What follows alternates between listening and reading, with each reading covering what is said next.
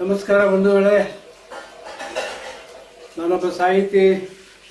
ನನ್ನ 4 ಪುಸ್ತಕ ಕನ್ನಡದಲ್ಲಿ, 1 ಪುಸ್ತಕ ಹಿಂದಿಯಲ್ಲಿ ಪ್ರಕಟ ಆಗಿದೆ, 1 ಪುಸ್ತಕ ಇಂಗ್ಲೀಷ್ಗೆ ಟ್ರಾನ್ಸ್ಲೇಟ್ ಆಗ್ತಾ ಇದೆ. ಓಕೆ, ನಾನೊಬ್ಬ ರಾಷ್ಟ್ರಮಟ್ಟದ ಸಾಹಿತಿ, ಹಾಗೆಯೇ ಒಬ್ಬ ವಿಶ್ವ ದರ್ಜೆಯ ವೈದ್ಯ. ಈಗ ನಾನು ವೀಜಿಂಗ್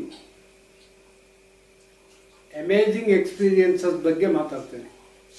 ವೀಜಿಂಗ್ ಅಮೇಜಿಂಗ್ ಎಕ್ಸ್ಪೀರಿಯನ್ಸಸ್ ಟೈಟಲ್. ಈಗ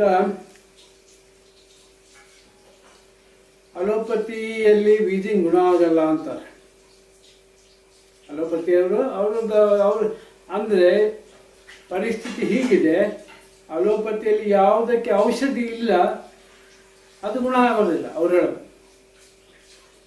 ಅಲೋಪತಿಯಲ್ಲಿ ಯಾವುದಕ್ಕೆ ಔಷಧಿ ಇಲ್ಲ, ಯಾವ ಔಷಧಿಗೆ ಕಾಯಿಲೆ ವಾಸಿ ಮಾಡುವಂಥ ಸಾಮರ್ಥ್ಯ ಇಲ್ಲ. ಅವರು ಹೇಳ್ತಾರೆ ಇದು ಅನ್ಕ್ಯೂರೇಬಲ್, ಗುಣನೇ ಆಗಲ್ಲ ಅಂತ. ನನ್ನ 2 ಎಕ್ಸ್ಪೀರಿಯನ್ಸನ್ನು ನಿಮ್ಮ ಮುಂದೆ ಇಡ್ಲಿಕ್ಕೆ ಇಷ್ಟಪಡ್ತಾ ಇದ್ದೀನಿ. ತುಂಬ ಇದ್ದಾವೆ. ಜೀವನದಲ್ಲಿ ಮದುವೆನೇ ಬೇಡ ಅಂತ ಕೂತ್ಕೊಂಡ ಅಸ್ತಮಾ ಪೇಷಂಟ್ಗಳು ಮದುವೆ ಆಗಿದ್ದಾರೆ 6 ತಿಂಗಳಲ್ಲಿ. ನನ್ನ ಟ್ರೀಟ್ಮೆಂಟ್ ತೊಗೊಂಡು 6 ತಿಂಗಳಲ್ಲಿ ಗುಣ ಆಗಿದ್ದಾರೆ. ಹಾಗೆ BP 1 ವಾರದಲ್ಲಿ ಕಂಪ್ಲೀಟ್ ನಾರ್ಮಲ್, 2ನೇ ವಾರಕ್ಕೆ ಬಿಲೋ ನಾರ್ಮಲ್ ಬಂದಿದೆ. ಯಾಕಂದ್ರೆ ಅವ್ರು ಚೆಕ್ಕೇ ಮಾಡಲಿಲ್ಲ 2ನೇ ವಾರ. ನಾನು ಹೇಳಿ ಕಳ್ಸುತ್ತೇನೆ 2ನೇ ವಾರ BP ಚೆಕ್ ಮಾಡಬೇಕು ಅಂತ, BP ಟೆಸ್ಟ್ ಮಾಡಬೇಕು ಅಂತ. BP ಟೆಸ್ಟೇ ಮಾಡಿಲ್ಲ. 15 ದಿನಕ್ಕೆ BP ಲೋ ಆಗಿಬಿಟ್ಟಿದೆ, ಹೈ BP ಲೋ BP ಆಗಿಬಿಟ್ಟಿದೆ. ಇಂಥ ಅಮೇಝಿಂಗ್ ಎಕ್ಸ್ಪೀರಿಯನ್ಸ್ಗಳಿದ್ದಾವೆ. ಈಗ 2 ಎಕ್ಸ್ಪೀರಿಯನ್ಸ್ ನಿಮ್ಗೆ ಹೇಳಲಿಕ್ಕೆ ಇಷ್ಟಪಡ್ತೀನಿ ನಾನು. ಒಂದು, ಆ ಹೆಣ್ಮಗಳ ಹೆಸರು ರಾಧೆ ಪ್ಯಾರಿ, ಅವಳು ರಾಜಸ್ಥಾನಿ, ಮಾರ್ವಾಡಿ. ಓಕೆ, ತುಂಬ ಸುಂದರ ಹೆಣ್ಣು. ಆದರೆ ಅವಳಿಗೆ ವೀಸಿಂಗ್, ಯಾವಾಗಲೂ ಅಸ್ತಮ್ಯಾಟಿಕ್ ಬ್ರೀದಿಂಗ್. ಸರಿ, ಅವ್ರ ಗಂಡ, ಆಕೆ ಗಂಡ ನನಗೆ ತುಂಬ ಆತ್ಮೀಯರು. ಕರ್ಕೊಂಬಂದು ಹೇಳ್ತೀನ. ನಾನು ಟ್ರೀಟ್ಮೆಂಟ್ ಕೊಟ್ಟೆ, ಮ್ಯಾಗ್ನೆಟಿಕ್ ಟ್ರೀಟ್ಮೆಂಟ್ ಮತ್ತು ಹೋಮಿಯೋಪತಿ. 3 ಮ್ಯಾಗ್ನೆಟ್ ಕೊಡ್ತೀನಿ ನಾನು, 2 ಕಾಲಿಗೆ 1 ಕೈಗೆ. ಅದರ ಸ್ಪರ್ಶ ಚಿಕಿತ್ಸೆ ಬೆಳಿಗ್ಗೆ 1 ಗಂಟೆ, ಸಂಜೆ 1 ಗಂಟೆ ತಗೋಬೇಕು. ತಗೊಂಡ್ರೆ 3 ತಿಂಗಳಲ್ಲಿ ವೀಸಿಂಗ್ ಕಂಪ್ಲೀಟ್ ಗುಣ ಆಗುತ್ತೆ. ನಿಮಗೆ ವೀಸಿಂಗ್ ಯಾರದ್ದು ವಾಸಿ ಆಗಿದೆ ಅವರದ್ದು ಬೇಕಾದ್ರೆ ಫೋನ್ ನಂಬರ್ ಕೊಡ್ತೇನೆ, ಅವರ ಹೆಸರು ಕೊಡ್ತೇನೆ, ಫೋನ್ ನಂಬರ್ ಕೊಡ್ತೇನೆ, ವಿಳಾಸ ಕೊಡ್ತೇನೆ, ಫೋನ್ ಮಾಡಿ ಕೇಳ್ಕೊಳ್ಳಿ ನೀವು. ಸೊ ಈ ರಾಧೆ ಪ್ಯಾರಿ ಅನ್ನುವ ಹೆಣ್ಮಗಳಿಗೆ 2 ಮಕ್ಕಳ ತಾಯಿ, ತುಂಬ ಸೀವಿಯರ್. ನಮ್ಮಲ್ಲಿ ಅಲರ್ಜಿಯಲ್ಲಿ 3 ಟೈಪ್ ಇದೆ. ಒಂದು ಮೂಗಿನ ಅಲರ್ಜಿ, ಇನ್ನೊಂದು ಶ್ವಾಸಕೋಶದ ಅಲರ್ಜಿ, ಮತ್ತೊಂದು skin allergy. 3 type allergy. Okay, ಇದರಲ್ಲಿ ಬರೇ ವೀಸಿಂಗ್ ಇದ್ದರೆ ಬಹಳ ಸುಲಭವಾಗಿ ಗುಣ ಆಗುತ್ತೆ. ಅದು ಬರೇ ಆಸ್ತಮ ಇದ್ದರೆ ಸುಲಭವಾಗಿ ಗುಣ ಆಗುತ್ತೆ. ಯಾರಿಗೆ ಆಸ್ತಮದ ಜೊತೆ ನ್ಯಾಸಲ್ ಅಲರ್ಜಿ ಅಂದರೆ ಮೂಗಿನ ಸೈನಸೈಟಿಸ್ ಕೂಡ ಇರುತ್ತೆ, ಅವರ ಆಸ್ತಮ ತುಂಬ ಸೀರಿಯಸ್. ಅವರ ಆಸ್ತಮ ಗುಣ ಮಾಡಲಿಕ್ಕೆ 1-2-3 ತಿಂಗಳು ಬೇಕಾಗುತ್ತೆ ಹೋಮಿಯೋ ಮತ್ತು ಮ್ಯಾಗ್ನೆಟಿಕ್ ಟ್ರೀಟ್ಮೆಂಟಿಂದ. ಇಲ್ಲಿ ಅಂಗಾಲಿಗೆ ಅಯಸ್ಕಾಂತ ಯಾಕೆ ಕೊಡಬೇಕಂದ್ರೆ, ನಮ್ಮ ಶರೀರ ಅಂತ್ಯ ಆಗೋದು ಅಂಗೈ ಮತ್ತು ಅಂಗಾಲುಗಳಲ್ಲಿ. ಶರೀರದ ಎಲ್ಲ ಭಾಗಗಳಲ್ಲಿ ಇರೋದಕ್ಕಿಂತ ಹೆಚ್ಚಿನ ನರಕೋಶಗಳು ಅಂಗೈ ಮತ್ತು ಅಂಗಾಲುಗಳಲ್ಲಿದೆ. ನಂಬರ್ 1. ನಂಬರ್ 2, ಶರೀರದ ಎಲ್ಲ ಅವಯವಗಳಿಗೆ, ಅಂಗಾಂಗಗಳಿಗೆ ಸಂವೇದನೆಯನ್ನು ತಲುಪಿಸುವಂತಹ ಬಿಂದುಗಳು ಅಂಗೈ ಮತ್ತು ಅಂಗಾಲುಗಳಲ್ಲಿವೆ. ಇದು ಅಕ್ಯುಪ್ರೆಷರ್ ಥೆರಪಿ ಹೇಳುವಂಥ ಒಂದು ವಿಷಯ. ಹೀಗೆ ಅಂಗೈ ಮತ್ತು ಅಂಗಾಲುಗಳಿಗೆ ನಾವು ಅಯಸ್ಕಾಂತ ಚಿಕಿತ್ಸೆ ಕೊಟ್ಟಾಗ ನಮ್ಮ ದೇಹದ ರೋಗ ನಿರೋಧಕ ಶಕ್ತಿ ಮತ್ತು ಅಲರ್ಜಿ ನಿರೋಧಕ ಶಕ್ತಿ ಹೆಚ್ಚಾಗುತ್ತೆ. ಹೀಗೆ ಅಲರ್ಜಿ ನಿರೋಧಕ ಶಕ್ತಿ ಹೆಚ್ಚಾಗೋದ್ರಿಂದ ಆಸ್ತಮ ಗುಣ ಆಗುತ್ತೆ. ಓಕೆ, ಸರಿ. ರಾಧೆ ಪ್ಯಾರಿ ಅನ್ನೋಳು ಬಂದ್ಲು, ಟ್ರೀಟ್ಮೆಂಟ್ ಕೊಟ್ಟೆ. ಅವರೆಲ್ಲ ಆರಾಮಾದ್ಮೇಲೆ ಬರಲ್ಲ, ಸ್ವಲ್ಪ ಆರಾಮಾದ್ಮೇಲೆ ಬರಲ್ಲ. ಆರಾಮಾಯಿತು.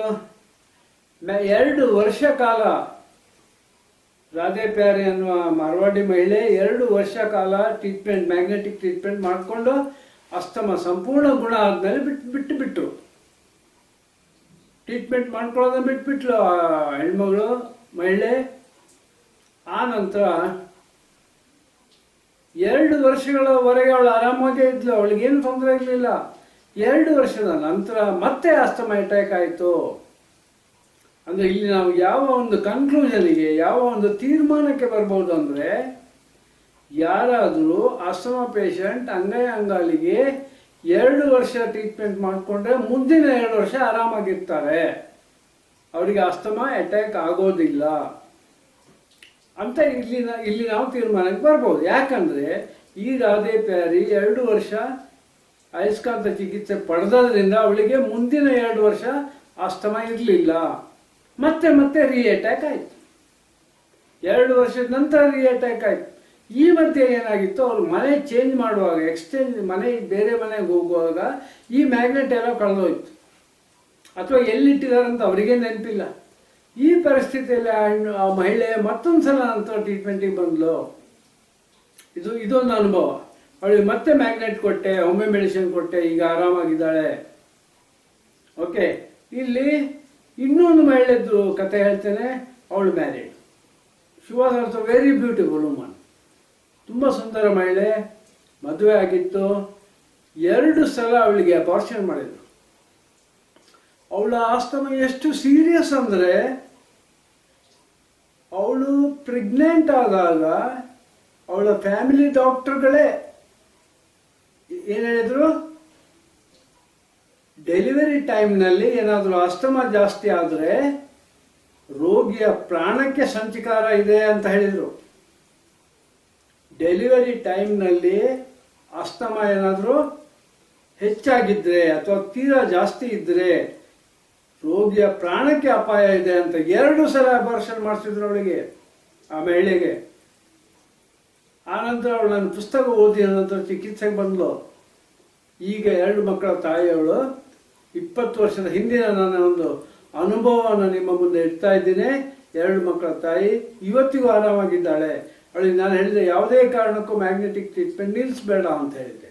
ಓಕೆ, ಈ 2 ಅಮೇಝಿಂಗ್ ಎಕ್ಸ್ಪೀರಿಯನ್ಸ್. ಇದು ಎಕ್ಸ್ಪೀರಿಯನ್ಸ್ ಅಲ್ಲ, ಅವರಿಗೆ ಜೀವದಾನ, ಹೊಸ ಜೀವನವನ್ನು ದಯಪಾಲಿಸಿದ್ದಂತ ಹೇಳ್ಬೋದು. ಕಾಯಿಲೆ ಗುಣ ಮಾಡಿದ್ದಲ್ಲ, ಅವರಿಗೆ ಹೊಸ ಜೀವನ ಕೊಟ್ಟಿದ್ದು ಅಂತ ಹೇಳ್ಬೋದು.